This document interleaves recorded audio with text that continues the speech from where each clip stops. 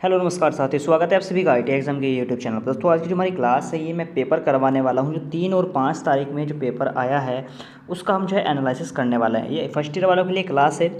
देखो भाई, मैं आपको पहले ही बता देना चाहता हूँ कि जो परीक्षाओं में क्वेश्चन आ रहे हैं वो नीवी पैटर्न पे आ रहे हैं। तो मैं आपको पहले ही बताना चाहता हूँ कि जितना हो सके अपना नीवी पैटर्न तैयार कर लीजिए। ठीक है, नीवी पैटर्न आप अपना तैयार कर लीजिए। जितना तैयार करोगे उतना आप लोगों के लिए बेनिफिट होने वाला है। और जो आज की क्लास में क्वेश्चन है ये 3 और 5 तारीख में पूछे जा चुके हैं। ठीक है, और भाई जितना हो सके जितने जो सवाल बन रहे हैं एग्ज़ाम में, जो पीछे एग्ज़ाम में सवाल बन रहे हैं उन्हीं में से जो है रिपीटेड सवाल बहुत ज़्यादा हो रहे हैं। तो क्लास को पूरा देखना, मिस मत करना। पहला सवाल आप लोगों के सामने है, आंसर आप लोगों ने बता ही दिया। जी बिल्कुल, कौन सी युक्ति धूप को विद्युत ऊर्जा में बदलती है, ये सवाल आया था। Option number A is right answer. ठीक है डियर, ये ऑप्शन नंबर ए आप लोग का सही आंसर हो जाएगा। कुछ लड़के बोलेंगे कि मेरे एग्जाम में नहीं, मेरे मुझसे तो पूछने गया है। तो देखो 2 शिफ्ट हुई ना, किसी का पहली शिफ्ट में पूछ लिया, किसी को दूसरी शिफ्ट में पूछ लिया, इस प्रकार से पूछा गया है। ठीक है भाई, तो ऐसा मतलब से ना ये सवाल पूछे गए हैं। चलिए अगला जो क्वेश्चन है, सवाल दिया है कि सीसा अम्ल बैटरी में ऋणात्मक प्लेट बनाने हेतु कौन सा पदार्थ प्रयोग किया जाता है। और भैया ये सभी सवाल तो मैंने आप लोगों को पहले ही करा चुके हैं, है ना। मैंने आपको पहले भी करवाए हैं ये सवाल, लेकिन फिर भी जब आए हैं तो करवाने पड़ेंगे। तो राइट आंसर आपने दैट दिस में टिक कर दिया होगा, क्या, स्पंजा। किसके लिए? सीसा अम्ल बैटरी के लिए ऋणात्मक प्लेट बनाने हैं तो कौन सा जो है हम यूज़ करते हैं पदार्थ, वो स्पंजा सीसा होता है। स्पॉन्ज जो लेड होता है उसका यूज़ करते हैं। बी ऑप्शन देने वाले भैया यहाँ पर बिल्कुल सही आंसर है। बढ़ते हैं अगले सवाल की ओर।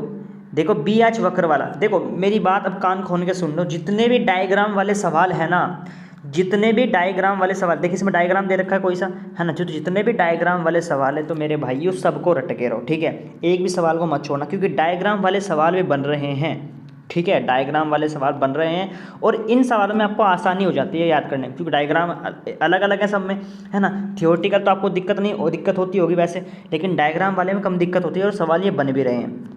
राइट आंसर बता भी दिया होगा। बीच एक्स वाले भाग को हम क्या बोलते हैं? कोएर्सिविटी बोलते हैं। जी बिल्कुल, ऑप्शन नंबर ए देने वाले बिल्कुल सही आंसर आप लोग का यहाँ पर चला जाएगा।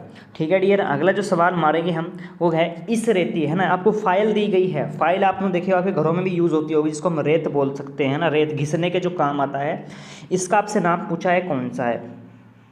तो जाहिर सी बात है इसका जो सही आंसर जाएगा वो जाएगा रास्प कट फाइल। कौन सा? रास्प कट फाइल। ये क्वेश्चन मुझे एक लड़के ने कमेंट में भी करके भेजे थे, है ना, तो उसी से रिलेटेड मैं यहाँ पर लाया हूँ।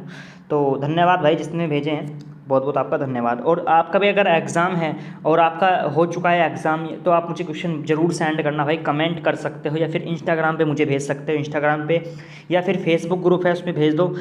काफ़ी सारे ऑप्शन मैं आपको दे रहा हूँ भेजने के लिए, तो कुछ तो भेज दो, है ना।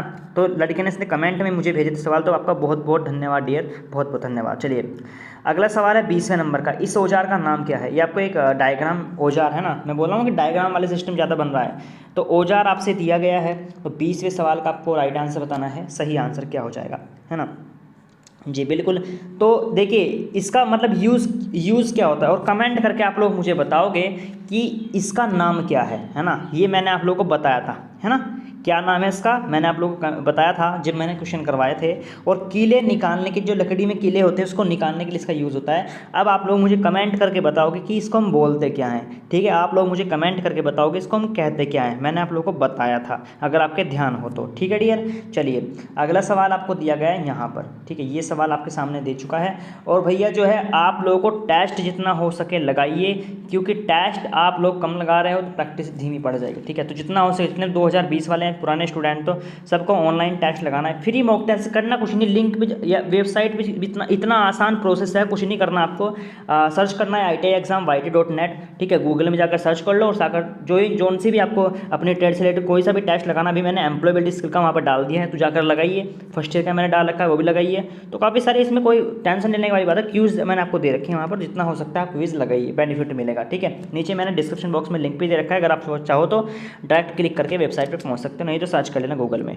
ठीक है, चलिए 90 डिग्री मोड़ और अंदर के निकले हुए किनारों के साथ धातु ट्रे बनाने के लिए किस प्रकार के नोच का उपयोग किया जाता है ना।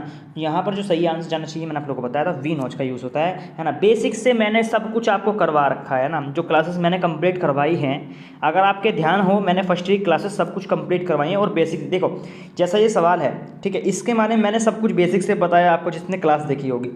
तो मैंने हर क्वेश्चन को बेसिक से भी समझाया है डियर, ठीक है। तो प्लीज़ इलेक्ट्रिशियन थ्योरी की जो क्लासेस हैं जो नई वाली हैं अभी प्लीज़ प्लेलिस्ट में मैंने सब कुछ डाल रखी है, तो एक बार ज़रूर आपको देखनी है। चलिए इस सवाल का आपको नाम बताना है।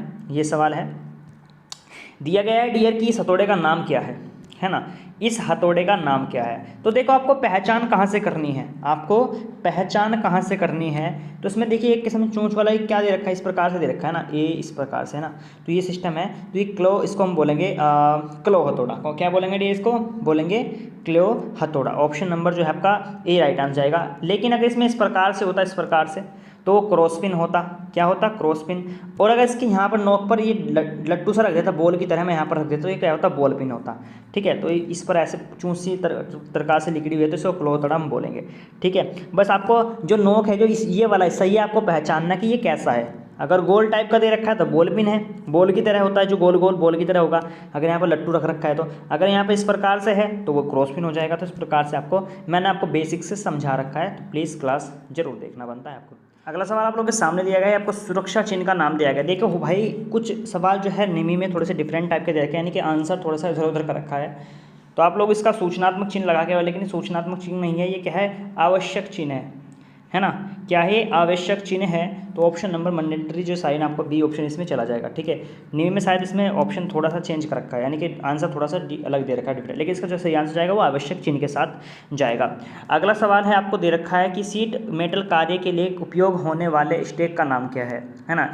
इसका स्टेक का आपको नाम बताना है डियर। तो उसको हम क्या बोलते हैं भाई साहब, इसको हम बोलते हैं ये जाएगा मतलब सीट मेटल क्या है, तो इसको ब्लो हॉर्न स्टेक बोलेंगे। क्या बोलेंगे, ब्लो हॉर्न स्टेक इसको हम बोलेंगे। क्लियर है, क्या बोलेंगे, ब्लो हॉर्न स्टेक। ठीक है, चलिए अगले सवाल की ओर हम बढ़ते हैं। अगले सवाल में आपको देखते हैं क्या दिया गया है। ठीक है, अगले सवाल में देखते हैं क्या दिया गया। यहाँ पर दिया है कि SWG, क्या दिया गया है भैया, SWG का आपको बताना है तार मापने का परास कितना है। तो वह भी मैंने आप लोगों को कल जो क्लास हुई उसमें बताया था मैंने। ये क्या होता है, स्टैंडर्ड वायर गेज होता है। क्या होता है, स्टैंडर्ड वायर गेज। इसका जो प्रास होता है मापने का, आकार मापने का 0 से 36 होता है ना, बता रखा है मैंने आप लोगों को। तो इसमें सही आंसर डी ऑप्शन के साथ चला जाएगा, कोई इसमें दिक्कत वाली बात नहीं है। चलिए अगले सवाल की ओर बढ़ते हैं कि एल्युमिनियम चालकों का सोल्डर करने के लिए किस प्रकार के सोल्डरिंग फ्लक्स का यूज़ होता है। किस प्रकार के सोल्डरिंग फ्लक्स का यूज़ होता है, किस पर, एल्युमिनियम चालकों का। एल्यूमिनियम पर अगर हम सोल्डर कर रहे हैं एल्यूमिनियम पर, तो किसका यूज़ होगा, के एरलाइट का यूज़ होगा। ऑप्शन नंबर बी आप लोग का सही आंसर जाएगा। Option number B is right answer है। ठीक है डियर, बी ऑप्शन आपका सही आंसर। अगला सवाल आप लोग के सामने है, दिया गया है 16 एम्पीयर केबल की धारा क्षमता क्या है यदि यह अधिक अतिरिक्त धारा सुरक्षा द्वारा संरक्षित है। तो ये मैंने सवाल बेसिक से भी करवाया है, मॉडल 3 में जाकर देख लेना एक बार जाकर के। बेसिक क्लासेस में जो मैंने आपको करवाई है, मैंने आपको बताया कि 16 एम्पीयर के लिए कितना होता है भैया, 16 एम्पीयर के लिए होता है 13। और यदि 6 एम्पीयर आ जाए तो 6 एम्पीयर के लिए कितना होता है, तो 5 होता है। इस प्रकार से मैंने आपको समझाया था, तो एक बार क्लास देख लेना। तो इसमें जो राइट आंसर जाने वाला है वो बी ऑप्शन जाएगा।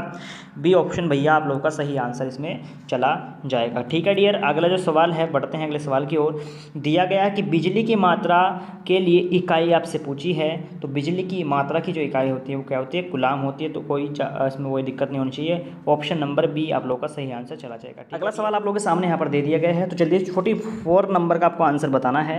इसका आंसर क्या होगा, देखो भाई नीमी में मैं पहले बता रहा हूँ, नीमी में कुछ सवाल जो है वो गलत दे रखे हैं और आप लोग क्या कर रहे हो, सिर्फ उन्हीं के बेस पर आंसर मार के आ रहे हो, फिर दिक्कत हो जाएगी। और मैंने कुछ चैनल्स भी देखे हैं जो प्रैक्टिस के तौर पर, चलो प्रैक्टिस करवा रहे हैं अच्छी बात है, लेकिन कुछ ऐसे हैं जो मतलब सिर्फ टिक मार करवा रहे हैं, आंसर पढ़ते हैं नहीं और आंसर सिर्फ बता रहे हैं, है ना। तो ध्यान रखना है आपको, अच्छी तरीके से सही आंसर मार के आना है। जो इसमें जो आंसर दे रखा है निमी में, वो इसमें सी ऑप्शन दे रखा है 44 है। मैंने पिछली क्लास में मैंने आपको सही तरीके से करवाई है। जिसने मेरी बेसिक से क्लासेस नहीं देखी है इलेक्ट्रिशियन थ्योरी, तो प्लीज़ देख लेना भाई, उसमें मैंने सही आंसर करवाए हैं। क्योंकि निमी में कुछ सवाल ऐसे हैं जो गलत दे रखे हैं और आप लोग फिर करके आओगे, फिर वो गलत निकाल देगा। तो ध्यान रखना है। अब आप लोग इसमें क्या लगाओगे, सोल्डरिंग गन। अब मेरे भाइयों बताइए इसमें सोल्डरिंग गन जैसा है क्या, है ना, है इसमें गन कहीं के, तो नहीं है ना। तो इसमें जो आंसर जाएगा वो सोल्डरिंग आयरन के साथ जाएगा। B option is right answer.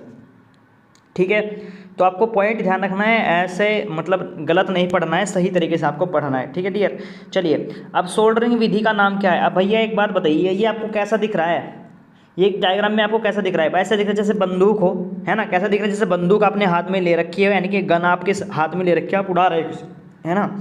तो इसको क्या बोलते हैं, सोल्डरिंग गन साथ, है ना, सोल्डरिंग गन के साथ सोल्डरिंग। अब उसमें क्या दे रखा है आंसर, जो PDF है उन्होंने डी आंसर मार रखा है। बताओ इसमें क्या मार रखा है, इसमें डी आंसर मार रखा है। तो कर लो, क्या करोगे उसका, तो आपको सही तरीके से भाई साहब आंसर करके आने हैं, ठीक है। इसमें कोई दिक्कत नहीं है। इसमें जो सही आंसर जाएगा वो सोल्डरिंग गन के साथ सोल्डरिंग, क्योंकि गन जैसा आपको दिख रहा है ना, गन जैसा आपको दिख रहा है, तो ध्यान रखना। अगला सवाल है, तांबे के परमाणु के तीसरे कक्ष में कितने इलेक्ट्रॉन होते हैं, है ना। तांबे के परमाणु के तीसरे कक्ष में कितने इलेक्ट्रॉन होते हैं, तो भैया भाई साहब मैंने आप लोगों को करवाया है, कितने होते हैं, 18 होते हैं। तो ऑप्शन नंबर सी आप लोग करवाएगा, है ना। Option number C is right answer आप लोग का चला जाएगा, ठीक है। जिसको बेसिक से पढ़ना हो लिस्ट में जाकर आप लोग पढ़ सकते हो। प्रतिरोधकता की इकाई क्या होती है, जल्दी से बताइए। प्रतिरोधकता की इकाई क्या होती है, प्रतिरोधकता की इकाई क्या होती है, तो जाहिर सी बात सबको पता है ओम मीटर होती है। क्या होती है, ओम मीटर आप लोग का सही आंसर जाएगा, option number C is right answer, ठीक है डियर। चलिए अगला सवाल पूछा गया था, संधारित्र की इकाई क्या होती है, किसकी, संधारित्र की सवाल, ये सवाल पूछा गया था क्या होती है। जी बिल्कुल, ये आपको सही आंसर बताना है। तो जाहिर सी बात सबको पता है ना, जाहिर सी बात सबको पता है। म्योम तो नहीं होंगे, हेनरी नहीं होगी, तो फैराड आप लोग का सही आंसर हो जाएगा। उसमें option number C is right answer. क्या जाएगा भाई साहब इसमें आंसर, सी ऑप्शन सही आंसर इसमें लग जाएगा, फैराड, ठीक है। चलिए अगले सवाल की ओर बढ़ते हैं कि कौन सा पदार्थ अनुचुंबकीय पदार्थ है। अनुचुंबकीय की बात हुई है भैया साहब, है ना, अनुचुंबकीय। जी बिल्कुल, बिल्कुल सही आंसर कर रहे हो। ऑप्शन बी जो लोग मार रहे हैं, है ना, बिल्कुल सही है। ऑप्शन नंबर बी आप लोग का इसमें सही आंसर चला जाएगा, ठीक है। सही आंसर क्या होगा, ऑप्शन नंबर बी।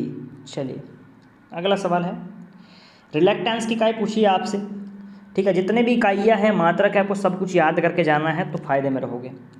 आंसर कीजिए 16 नंबर का जो सही आंसर जाएगा वो जाएगा एम्पियर टन्स पर वेबर। ऑप्शन नंबर जो है सी इज़ राइट आंसर, है ना। सी ऑप्शन भाई साहब इसमें सही आंसर आप लोग का क्लियर हो जाएगा, ठीक है डियर। चलिए अगला सवाल देखते हैं, अगले सवाल में क्या बोला गया है। देखिए ये सवाल तो आपको रट लिया होगा आप लोगों ने। देखिए सिंगल फेज पर भी आ रहा है, 3 फेज पर भी आया है। ये सिंगल फेज पे आया था और 3 फेज पे भी आया है। तो सिंगल फेज के लिए कितना होता है 90 डिग्री, लेकिन 3 फेज के लिए कितना होता है 120 डिग्री। तो बी ऑप्शन इसका राइट आंसर आएगा। अगर पूछ लेगा सिंगल फेज के लिए, यहाँ पर 3 फेज के लिए पूछा है, सिंगल फेज के लिए कितना होता है 90 डिग्री, ठीक है। तो आपको ध्यान रखना है। तो ये थे जो सवाल आपके एग्जाम में आए हैं डियर, ठीक है। आई होप ये क्लास आपको पसंद आई होगी। पसंद आई तो भाई एक शेयर कर देना और एक लाइक कर देना, है ना। और मैं फिर से बता रहा हूँ, सही आंसर कीजिए, कोई गलत देखो अगर गलत आंसर करके आओ, नुकसान किसका है इसमें, आपका ही नुकसान है ना। तो सही आंसर लगा के आओ, सही तरीके से पढ़ो, कोई दिक्कत की बात नहीं है, ठीक है। तो चलो फिर आज की क्लास को मैं एंड करता हूँ। इसी प्रकार की आपको क्लासें यहाँ पर देखने को मिलती रहेंगी। तो चलिए आज की क्लास को फिर मैं दी एंड करता हूँ। मिलते हैं नेक्स्ट क्लास में। दोस्तों आज के लिए इतना ही, धन्यवाद।